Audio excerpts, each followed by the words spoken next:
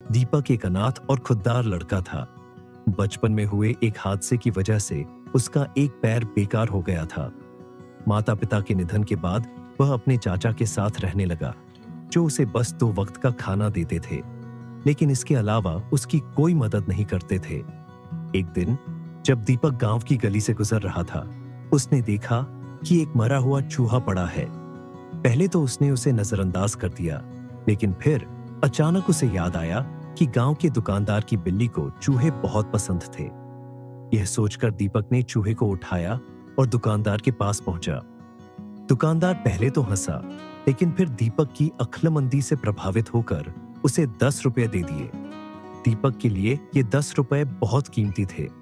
ये उसकी जिंदगी की पहली कमाई थी। उसने सोच समझकर इनका इस्तेमाल करने का फैसला किया। उसके दिमाग में एक ख्याल आया, क्यों ना इस पैसे से कुछ शुरू किया जाए। उसने अपनी पूरी कमाई से नींबू, चीनी और पानी खरीदा और नींबू पानी का शरबत बनाया। दीपक ने खेतों के पास एक छायादार जगह चुनी, जहां से किसान अपने घर लौटते थे। गर्मी और थकान से परेशान किसानों को ठंडा शरबत राहत दे सकता था। जैसे ही उसने शरबत बेचना शुरू किया, किसान खुशी खुशी उसे पैसे देने लगे। उस दिन दीपक ने 20 रुपए कमाए। यह उसके जीवन का पहला सफल दिन था। हर दिन दीपक यही काम करता और कुछ ही दिनों में उसकी अच्छी बचत हो गई। अब उसने आगे बढ़ने की सोची। अपनी कमाई से उसने मंदिर के बाहर एक छोटी दुकान लगाई, जहां फूल और माला बेचने लगा। भक्तों को उसकी दुकान पसंद आई और देखते ही देखते उसका कारोबार चल निकला। धीरे धीरे उसने अपनी दुकान का विस्तार किया और गांव में उसकी दुकान सबसे सफल दुकानों में से एक बन गई। अब दीपक के पास इतना पैसा था कि उसने गांव में एक किराने की दुकान खोल ली।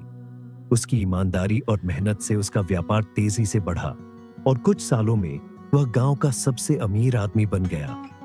जिस दुकानदार ने कभी उसे 10 रुपये दिए थे, वही अब उसकी कामयाबी से इतना प्रभावित हुआ कि अपनी बेटी का रिश्ता दीपक को देने का प्रस्ताव रख दिया।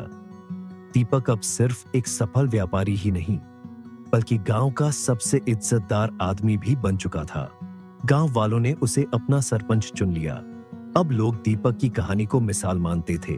उसकी मेहनत, सूझबूझ और संघर्ष से मिली सफलता ने सबको यह सिखाया कि अगर हिम्मत और सही सोच हो तो कोई भी हालात से ऊपर उठ सकता है। ईश्वर जीवन में हर किसी को मौका देता है, लेकिन जीत उसी की होती है जो उन मौकों को पहचानकर सही समय पर सही कदम उठाता है। कठिनाइयां सिर्फ एक परीक्षा होती है जो हमारे संकल्प की सच्ची शक्ति को परखती है। अगर इंसान के अंदर लगन, दूरदृष्टि और आत्मविश्वास हो तो कोई भी परिस्थिति उसे रोक नहीं सकती।